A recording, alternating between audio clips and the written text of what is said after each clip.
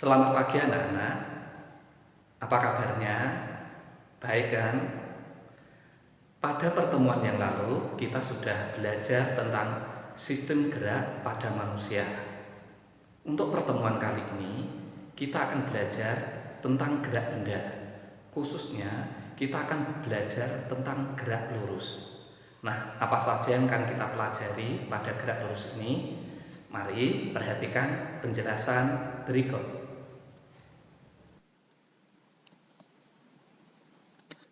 Tujuan pembelajaran dari gerak lurus adalah yang pertama, mendeskripsikan konsep gerak lurus. Yang kedua, menganalisis perbedaan kelajuan dan kecepatan. Yang ketiga, menghitung kelajuan, kecepatan, dan percepatan pada gerak lurus. Nah, kita akan masuki materi gerak lurus. Sebuah benda dikatakan bergerak jika kedudukan benda berubah terhadap titik acuan tertentu. Atau dengan kata lain, benda dikatakan bergerak jika terjadi perubahan kedudukan benda. Berdasarkan lintasan yang ditempuh benda, gerak ada 3. Yang pertama, gerak lurus. Gerak lurus merupakan gerak benda yang lintasannya berupa garis lurus. Yang kedua, gerak melingkar. Gerak melingkar merupakan gerak benda yang lintasannya berupa lingkaran. Yang ketiga, gerak parabola. Gerak parabola merupakan gerak benda yang lintasannya berupa parabola. Nah, dari ketiga gerak benda ini, kita akan membahas tentang gerak lurus. Gerak lurus dibedakan menjadi 2. Yang pertama, gerak lurus beraturan atau disingkat GLB.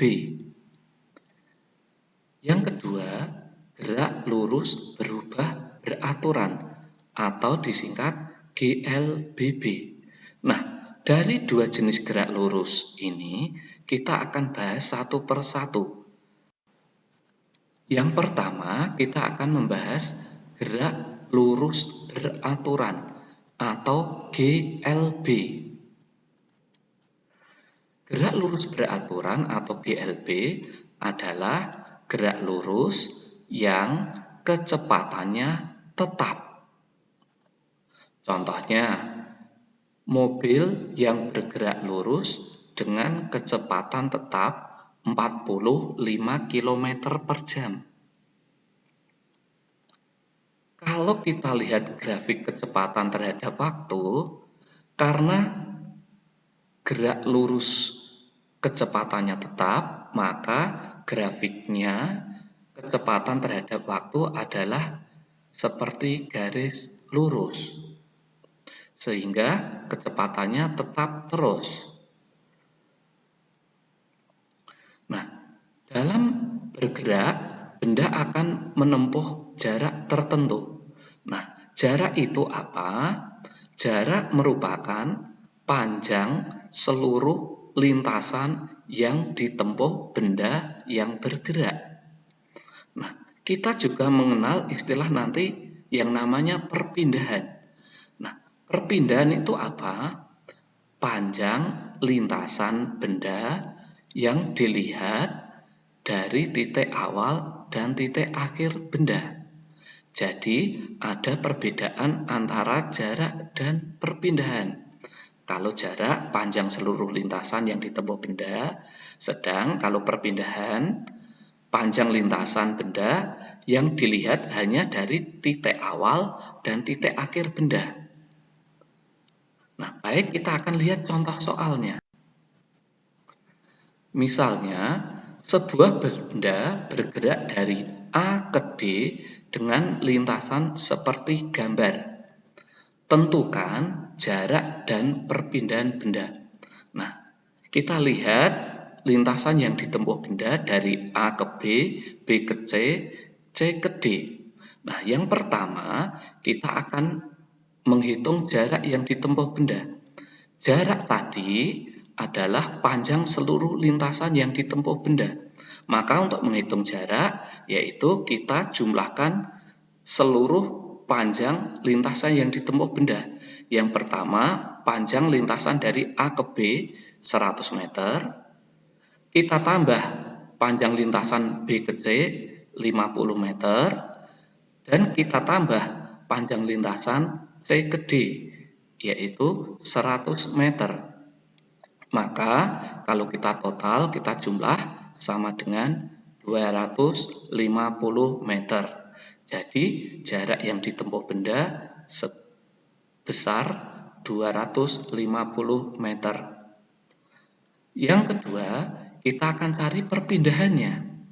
Nah, perpindahan tadi artinya jarak lintasan yang ditempuh benda hanya dilihat dari titik awal dan titik akhir. Maka yang kita lihat titik awal dan titik akhir benda, yaitu titik A dan titik D.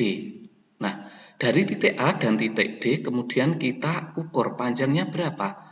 Nah, titik A dan titik D panjangnya sama dengan BC, yaitu 50 meter. Oh, kalau begitu perpindahan sudah ketemu, yaitu 50 meter. Baik, sekarang kita akan masuk ke dalam materi kecepatan dan kelajuan. Jika benda bergerak, maka benda akan mengalami yang namanya kecepatan atau kelajuan. Nah, apa perbedaannya? Kecepatan merupakan besarnya perpindahan yang ditempuh benda tiap waktu. Sedang kelajuan adalah besarnya jarak yang ditempuh benda tiap waktu. Dirumuskan V sama dengan S per T, di mana V adalah kecepatan atau kelajuan, satuannya meter per sekon. S adalah jarak atau perpindahan, satuannya meter. T adalah waktu, satuannya sekon. Nah, kita akan melihat contoh soal. Yang pertama, seorang anak berlari menempuh jarak 20 meter dalam waktu 5 sekon. Hitung kecepatan lari anak tersebut. Baik, sekarang kita akan menjawab. Langkah pertama, apa yang diketahui di soal kita tulis dulu. Diket. Nah, dalam soal itu ada jarak 20 meter. Jarak simbolnya S sebesar 20 meter, sehingga S sama dengan 20 meter. Nah, dalam soal waktu 5 sekon, waktu simbolnya T sebesar 5 sekon. Kemudian yang ditanya adalah kecepatan. Kecepatan simbolnya V, maka kita tulis ditanya V sama dengan berapa. Kemudian kita dijawab. Langkah pertama kita tulis rumusnya dulu. Kecepatan atau V tadi rumusnya S per T. Maka kita tulis V sama dengan S per T. Kemudian kita masukkan nilainya. Sama dengan S-nya 20 per T-nya 5. Berarti 20 per 5. 20 bagi 5 sama dengan 4 meter per sekon. Jadi kecepatan lari anak tersebut adalah 4 meter per sekon. Contoh yang kedua, Arya berjalan menempuh jarak 240 meter dalam waktu 2 menit. Hitung kecepatan jalan Arya.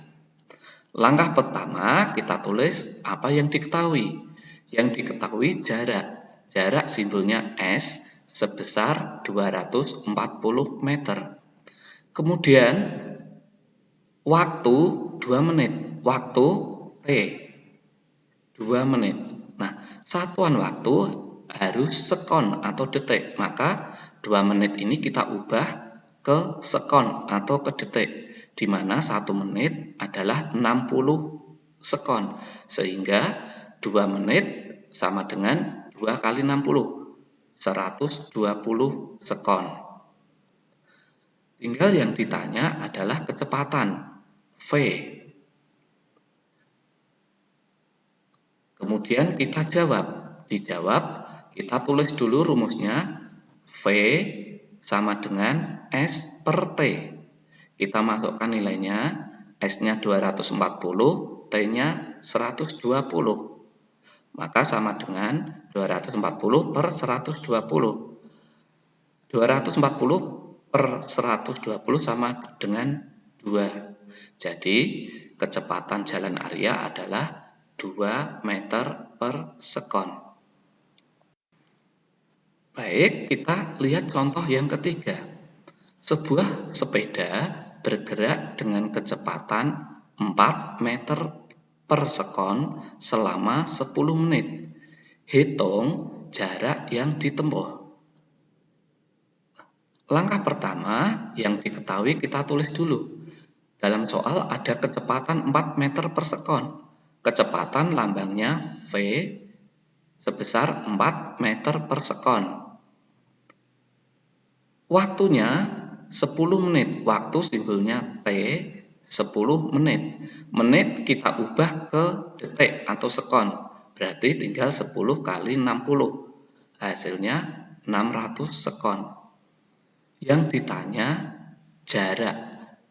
Ditanya jarak simbolnya S. Maka S sama dengan titik-titik. Nah, kemudian kita jawab. Kita tulis rumus yang mula-mula, V sama dengan S per T. Nah, kita akan mencari S-nya, maka kita harus membalik rumus. Untuk mencari S, per T kita pindah ke V. Per dipindah jadi kali, sehingga rumusnya S sama dengan V kali T.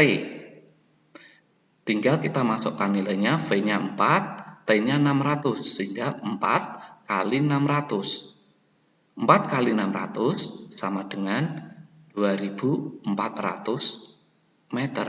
Jadi, jarak yang ditempuh sepeda tersebut adalah 2400 meter.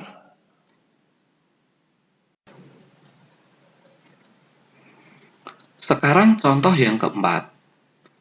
Sebuah mobil bergerak dengan kecepatan 72 km per jam selama 5 detik. Hitung jarak yang ditempuh. Nah, untuk mengerjakan kita lihat dulu yang diketahui. Yang diketahui kecepatan 72 km per jam. Kecepatan simbolnya V, berarti V sama dengan 72 km per jam. Nah, sekarang kita lihat ternyata satuan kecepatan pada soal kilometer per jam. Nah, satuan kilometer per jam ini kita ubah dulu menjadi meter per sekon. Nah, untuk mengubahnya 72 km per jam menjadi meter per sekon, kilometer menjadi meter itu dikali 1000, berarti nanti 72 kali 1000 per jam menjadi sekon. 1 jam sama dengan 3600 sekon.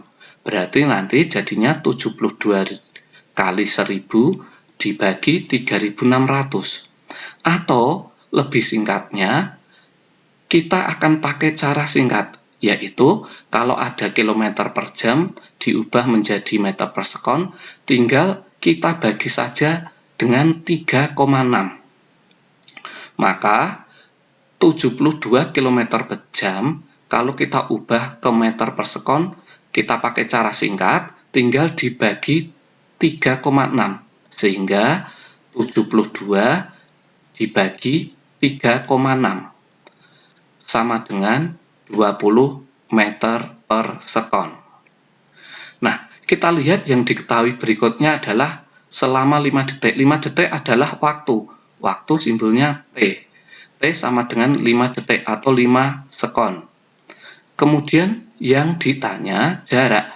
Jarak simbolnya S. Kemudian kita jawab S rumusnya V kali T. Maka kita tinggal masukkan nilainya, V-nya 20, T-nya 5. Berarti 20 kali 5 sama dengan 100 meter. Jadi jarak yang ditempuh mobil adalah 100 meter. Demikian anak-anak, kita sudah mempelajari tentang gerak lurus, khususnya gerak lurus beraturan. Untuk lebih lengkapnya, anak-anak bisa mempelajari modul yang sudah diberikan. Namun, kalau masih ada pertanyaan, anak-anak bisa menghubungi Pak Dres lewat WA, chat, atau video call. Untuk pertemuan berikutnya, kita akan masih membahas tentang gerak lurus, yaitu gerak lurus berubah beraturan. Demikian, tetap semangat belajar, jaga kesehatan, Tuhan memberkati. Ingat, patuhi dan jadikan kebiasaan.